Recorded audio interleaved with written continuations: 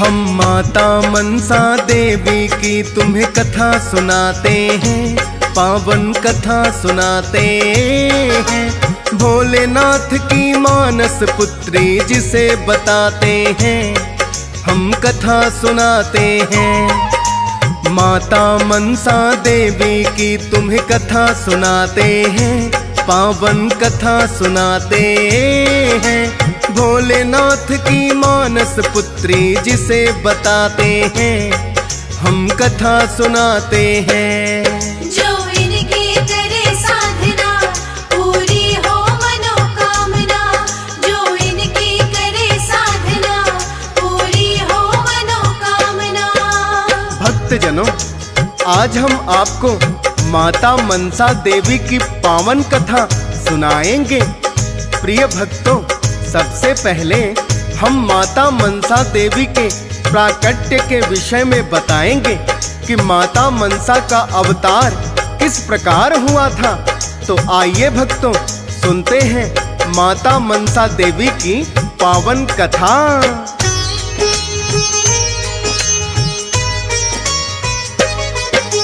माता पार्वती और भोले मान सरोवर आए, पावन जल में करने स्नान वो दोनों उतर है जाए।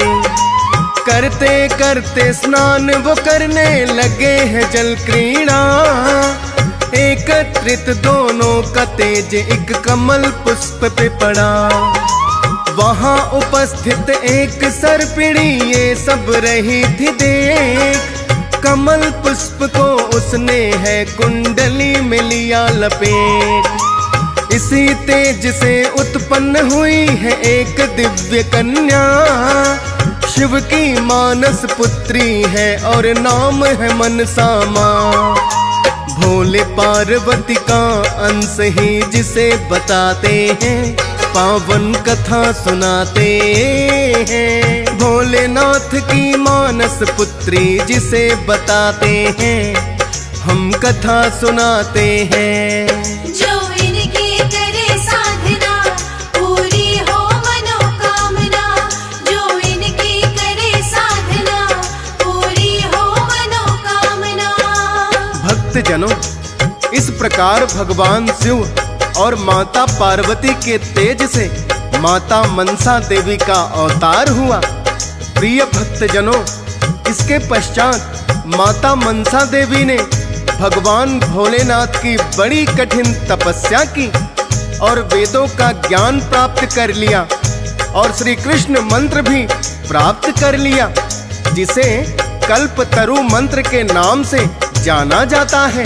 इसके पश्चात माता मनसा देवी राजस्थान के पुष्कर में जाकर पुनः तपस्या में लीन हो गई।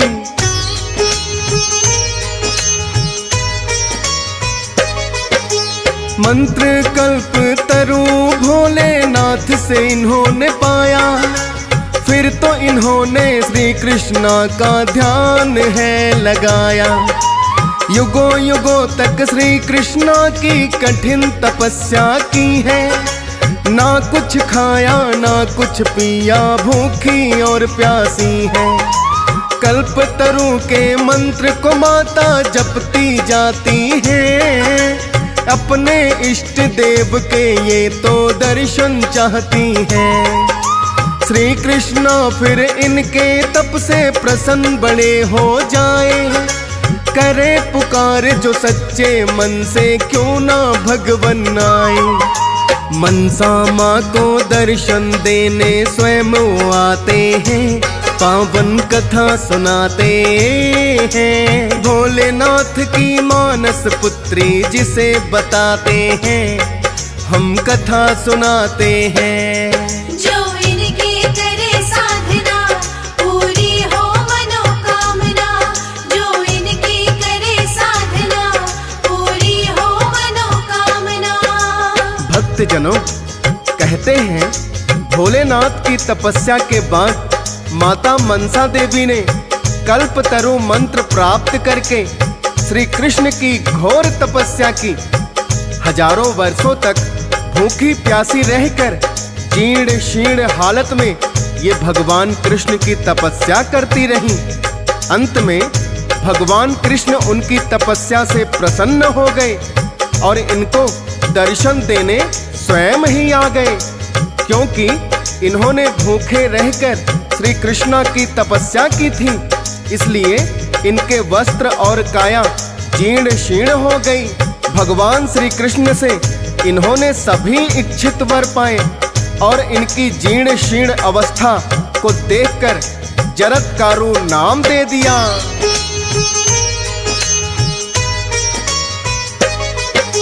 श्री कृष्ण ने जो है इनकी कठिन तपस्या देखी, स्वयं इन्होंने भी आकर है उनकी पूजा की। ब्रह्मा विष्णु और देवता भी संग आए हैं, श्री कृष्ण का देख भावना वो हर्षाए हैं।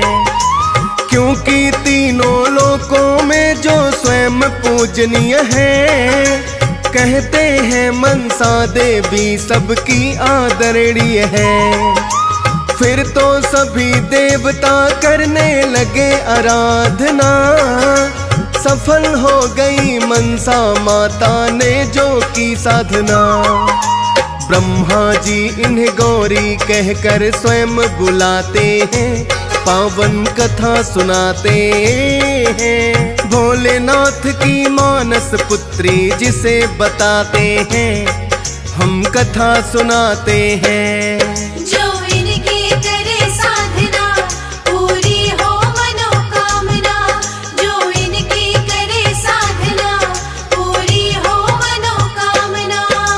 भक्तजनों, इस प्रकार श्री कृष्ण सहित सभी देवताओं ने मनसा देवी की पूजा की और वरदान दिया कि हे देवी, आज से तुम तीनों ही लोकों में पूजनीय हो। जो भी तुम्हारी शरण में आकर सच्चे मन से तुम्हारी आराधना करेगा, उन भक्तों की सभी मनोकामनाएं पूर्ण होंगी। भक्तों, श्री कृष्ण के इस वरदान से माता मनसा देवी सर्वत्र पूजनीय बन गई।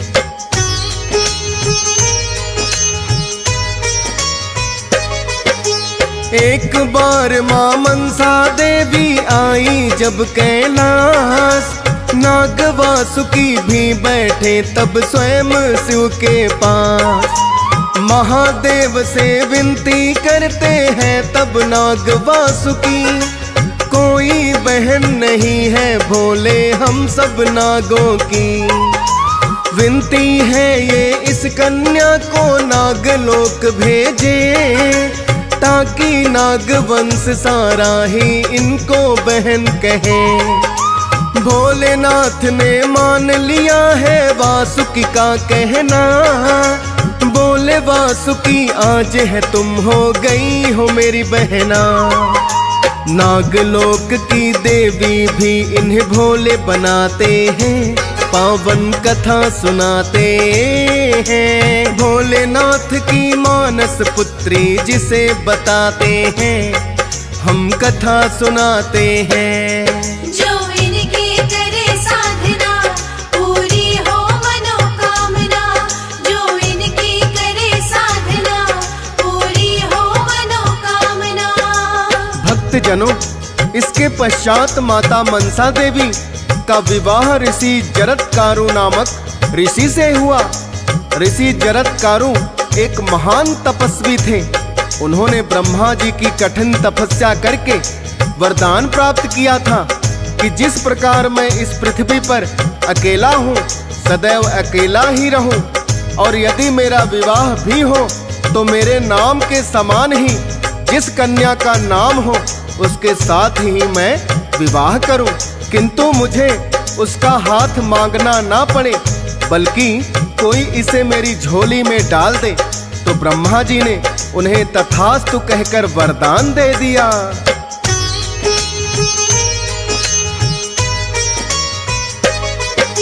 नाग वासुकी सब नागों का राजा कहलाए, बहन बनाकर मनसा को जो नागलोक में लाए।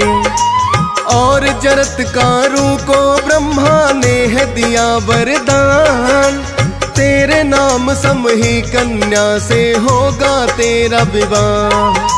दिया वरदान जो ब्रह्मा ने तो खाली कैसे जाए। मुनि जरत्कारु बैठे थे एक दिन ध्यान लगाए। वायु पी कर करे तपस्या कुछ नहीं पीते खाते। तीन लोक में ऐसे तपस्वी ना कोई देखे जाते। अब आगे की घटना भक्तों तुम्हें बताते हैं, पावन कथा सुनाते हैं। भोलेनाथ की मानस पुत्री जिसे बताते हैं, हम कथा सुनाते हैं। जो इनकी करे साधना पूरी हो मनोकामना। जो इनकी करे साधना पूरी हो मनोकामना। भक्तजनों, ऋषि जरत्कारु एक दिन जब स्नान करने को गए तो उन्होंने अपने पितरों को एक गड्ढे में उल्टे लटके पाया। अपने पितरों की हालत देखकर ऋषि घबरा गए और पितरों से विनती करने लगे, हे पितृदेव, आप इस प्रकार उल्टे क्यों लटके हुए हैं। तब पितृदेव कहने लगे, हे जरत्कारु, यदि तुम विवाह नहीं करोगे तो तुम्हारा वंश आगे कैसे बढ़ेगा, और वंश आगे नहीं बढ़ा तो हमारी मुक्ति कैसे होगी। अतः तुम शीघ्र ही विवाह करो। किंतु ऋषि जरत्कारु ने ब्रह्मा जी से ऐसा वरदान मांग लिया था कि मैं किसी कन्या का हाथ नहीं मांगूंगा। तो ऋषि जरत्कारु ने अपनी व्यथा अपने पितरों को बताई। तब पितृ कहने लगे, जब तुम भिक्षा मांगने जाओगे तो तुम्हें भिक्षा में जरत्कारु नाम की कन्या ही मिल जाएगी।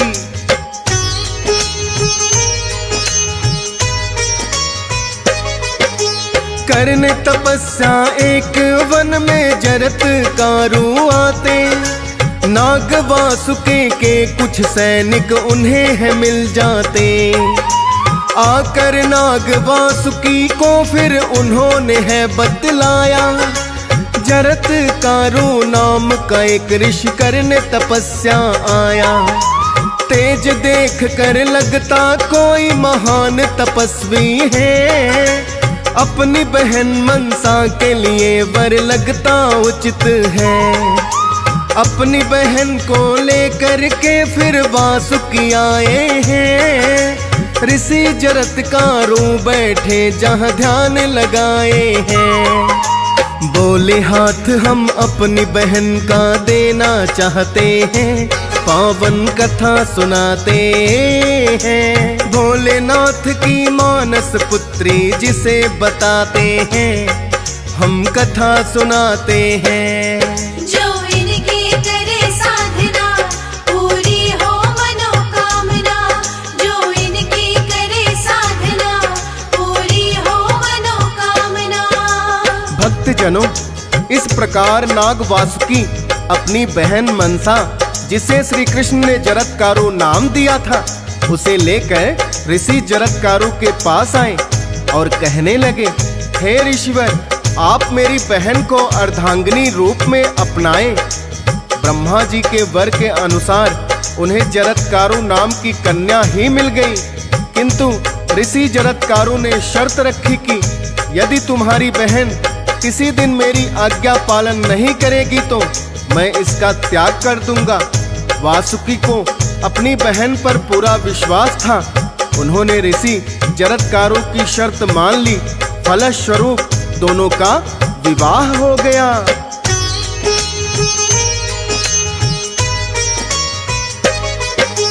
पूर्ण रूप से पत्नी धर्म को मनसा ने है निभाया। पूजा पाठ में सुबह है उनका हाथ है बंटवाया। होनी होकर रहती है पर कोई टाल न पाए। एक दिन ऐसे धर्म संकट में मनसा फंस जाए। संध्या के समय उनके पति जब कर रहे विश्राम, निद्रा आ गई है उसको और ढलने लगी है शाम। पूजा पाठ का समय था तो मनसा ने उन्हें जगाया। ऋषि जरत्कारों को उन पर क्रोध बड़ा ही आया। करके त्याग अपनी पत्नी का वो चले जाते हैं, पावन कथा सुनाते हैं। भोलेनाथ की मानस पुत्री जिसे बताते हैं, हम कथा सुनाते हैं। जो इनकी करे साधना पूरी हो मनोकामना, जो इनकी करे साधना पूरी हो मनोकामना। भक्तजनों, ऋषि जरत्कारों ने जब अपनी पत्नी का त्याग किया तो मनसा माता ने ब्रह्मा विष्णु महेश और श्री कृष्ण जी को याद करते हुए कहा, हे ईश्वर, मुझसे ऐसी क्या भूल हुई जो मेरे पति ने मेरा त्याग कर दिया। मनसा माता की पुकार सुनकर ब्रह्मा विष्णु महेश और श्री कृष्ण मुनि नारद और सभी देवताओं सहित वहां पधारे और ऋषि जरत्कारों को कहने लगे, हे ईश्वर, तुम्हारी पत्नी के समान कोई तपस्विनी और पतिव्रता नहीं है। तुम बिना पुत्र दे इसका त्याग नहीं कर सकते। ऋषि जरत्कारों ने सभी देवताओं को प्रणाम किया और कहने लगे, हे देवेश, आपकी बात भला मैं कैसे टाल सकता हूँ। इतना कहकर ऋषि जरत्कारों ने एक मंत्र का जाप करते हुए अपनी पत्नी की नाभि को स्पर्श किया और कहने लगे, हे देवी, तुम्हें ऐसा पुत्र प्राप्त होगा जिसकी ख्याति तीनों लोकों में फैलेगी और वो सभी वेदों का ज्ञाता होगा।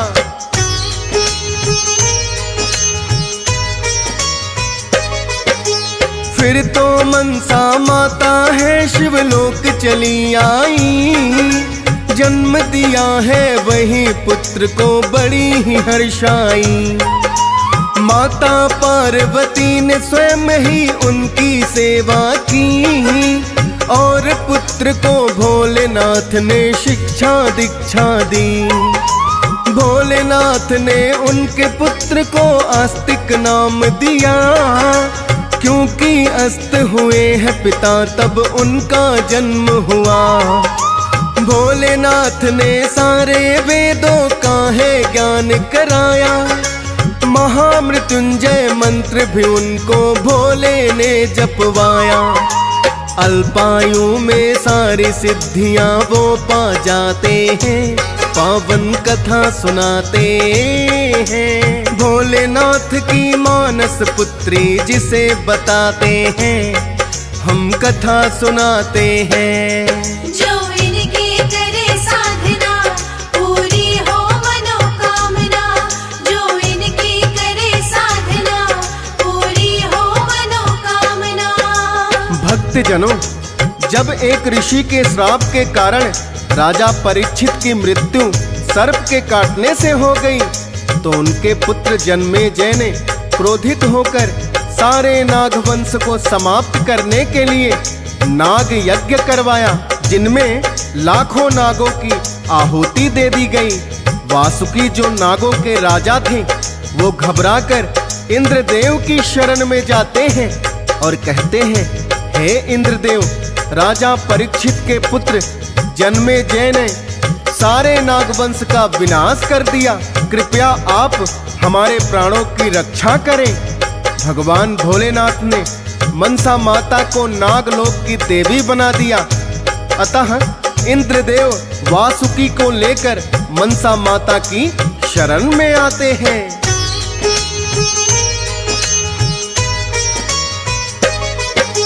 नाग वासुकी इंद्रदेव की शरण में जब आए, इंद्रदेव उन्हें मनसा माँ की शरण में है लाए और कहने लगे, आप ही नागों की रखवाली हैं। जन्मेजय ने कसम मिटाने की इनको खाली है, इनके प्राणों की रक्षा अब आपको करनी होगी। करती आप रखवाली उनकी शरण में आते जो भी। मनसा माँ ने अपने पुत्र आस्तिक को है बुलाया, जन्मेजय को जाकर आस्तिक ने है तो समझाया।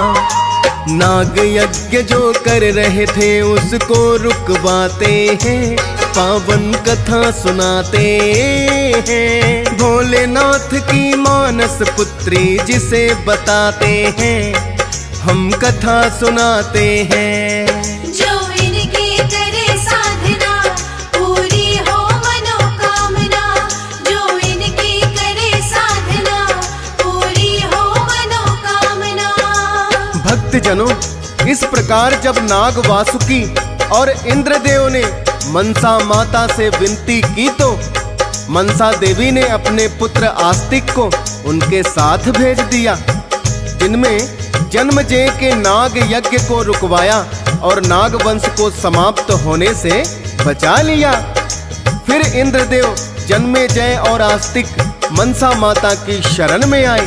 जन्मेजय ने माता मनसा देवी को शीश झुकाकर अपनी भूल का पश्चाताप किया और इंद्रदेव ने भी बीज मंत्रों से मां मनसा की स्तुति की और स्वर्गलोक लौट गए। भक्तजनों, मनसा माता के मणि माजरा धाम की भी एक पौराणिक कथा है, आइए इसे भी श्रवण करते हैं।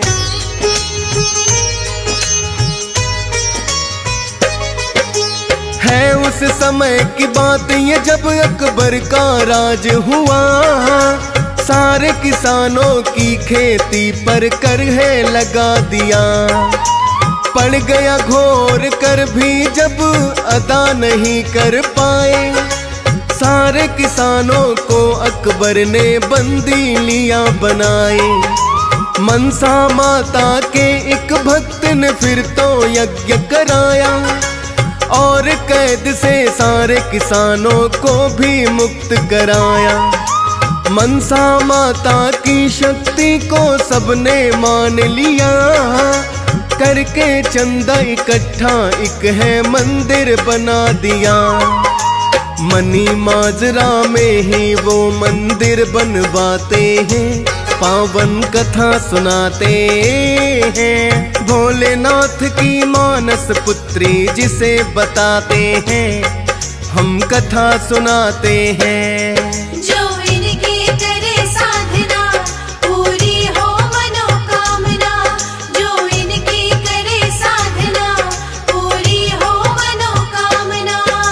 भक्तजनों, इस प्रकार सभी किसानों ने थोड़ा थोड़ा चंदा इकट्ठा करके मनी माजरा में माता का एक छोटा सा मंदिर बनवाया और माता मनसा देवी की मूर्ति स्थापित करवा के प्राण प्रतिष्ठा करवाई। प्रिय भक्तजनों, ये माता मनसा देवी की ही माया थी। कहते हैं यहाँ माता सती का मस्तक गिरा था और ये 52 शक्ति पीठों में से एक है। वैसे तो सदैव माता के मंदिर पर भक्तों का तांता लगा रहता है, किंतु नवरात्रों में और अधिक भीड़ बढ़ जाती है और माता मनसा देवी अपने दरबार पर आने वाले भक्त की मनोकामना पूर्ण करती हैं।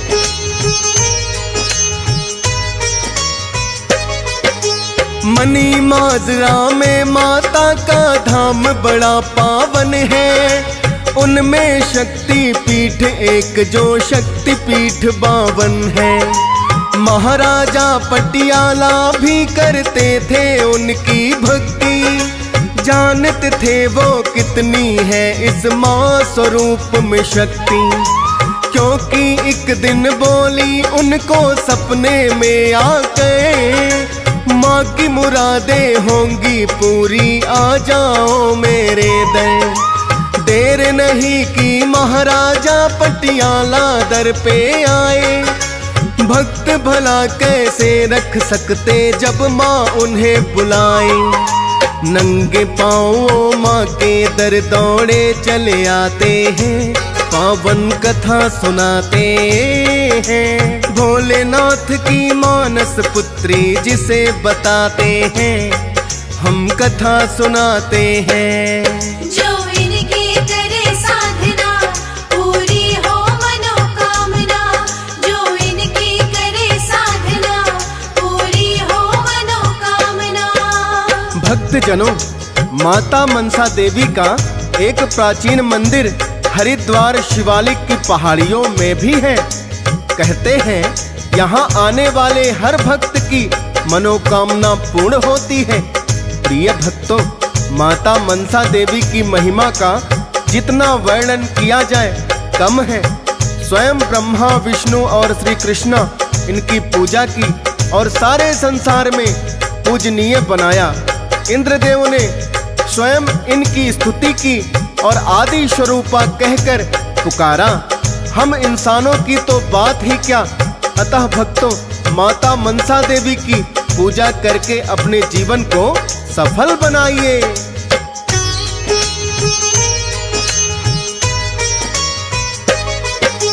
पूजनीय है मनसा माता जब तक अंबर धरती, भक्तों की हर मनोकामना पल में पूरी करती। उनकी भक्ति से हो जाएगा जीवन तो साकार। शीश झुका कर देखो भक्तों चरणों में एक बार। किसी के आगे झुकने की फिर नहीं जरूरत है। शीतल बड़ा स्वभाव है, माँ का ममता की मूरत है। हंस राज रलहन भी सदा ही चरणों में शीस झुकाए। डीएस पाल भी है माँ मनसा तेरी महिमा गाए।